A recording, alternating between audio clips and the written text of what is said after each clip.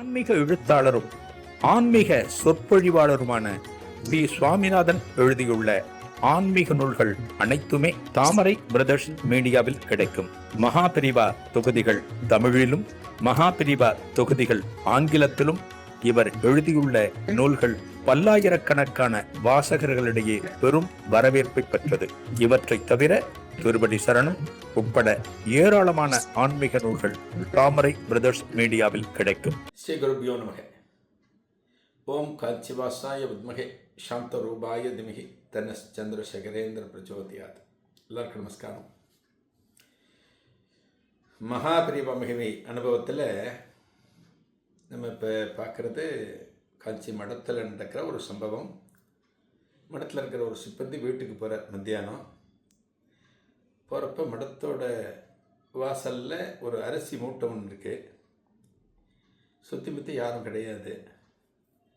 இந்த அரிசி மூட்டையை நம்ம வீட்டுக்கு எடுத்துன்னு போனால் நம்ம வீட்டில் ஒரு மாதத்துக்கு ஓடுமே அப்படின்னு யோசிக்கிற ஒரு ஏழை அந்த சிப்பந்தி. அந்த காலத்தில் சிசிடிவிலாம் கிடையாது. இன்றைக்கி பாருங்க, சிசிடிவிலாம் ஒரு வணிக ஸ்தாபனம்னா நூற்றுக்கணக்கான சிசிடிவி வச்சுருக்கேன் இன்றைக்கி. இந்த மனிதர்கள்லாம் எத்தகைய மனநிலையோடு வருவார்கள் சொல்ல முடியாது இல்லையா? நிறைய சிசிடிவிலாம் இன்றைக்கி இருக்குது. அந்த காலத்துலாம் கிடையாது. அப்படின்னா அந்த காலத்தில் எல்லாம் ஓரளவு நேர்மையாக இருந்தா அப்படிங்கிறதையும் நம்ம புரிஞ்சுக்கலாம். என்ன பண்ணுற, சுற்றி பற்றி பார்த்துட்டு யாரும் இல்லைன்னா அந்த மூட்டையை எடுத்துக்கிற, தூக்கிட்டு வெளியில் போகிற, சைக்கிளில் வைக்கிற, அப்படி இப்படி திரும்பி பார்க்குற. இந்த மனசில்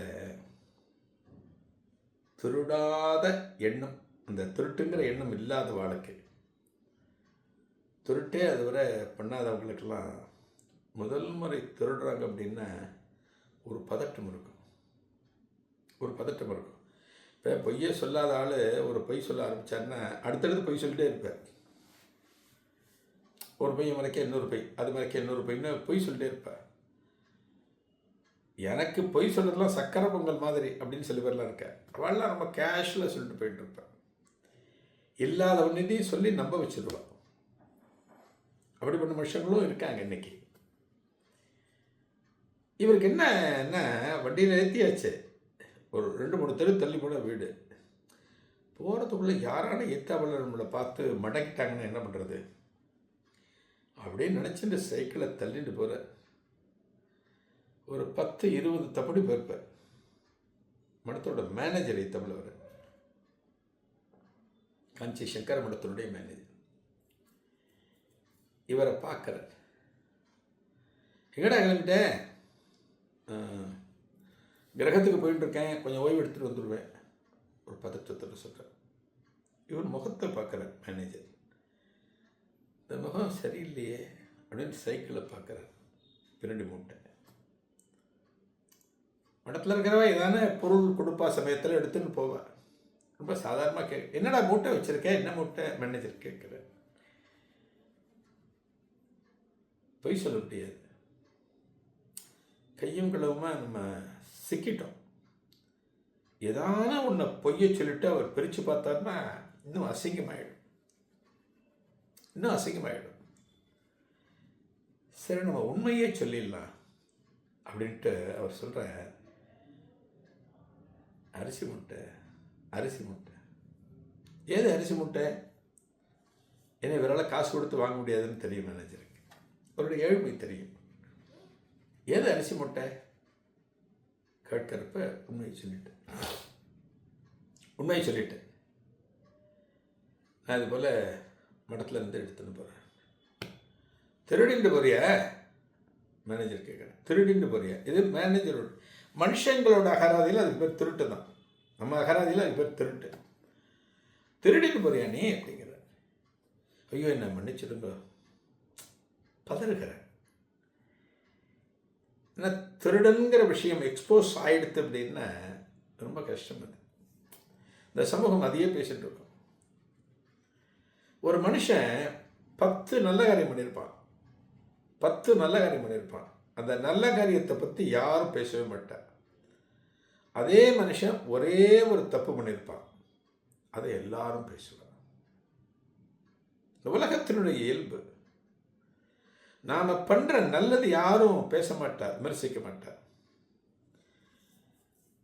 ஒரு எழுத்தாளர் இருக்காங்க அப்படின்னா அவருடைய படைப்புகளை யாரும் சொல்ல மாட்டார், உங்களுக்கு ரொம்ப நல்லா இருந்தது, நீங்கள் எழுதின ஒரு ஆர்டிக்கல் ரொம்ப நல்லா இருந்தது, யாரும் சொல்ல மாட்டார். அதில் ஒரு குறை, ஒரு தப்பு இருந்தால் அதை உடனே சுட்டி காட்டுவார். நான் அடிக்கடி சொல்லுவேன், இந்த ஜேர்னலிசத்தில் இருந்த காரணத்தினால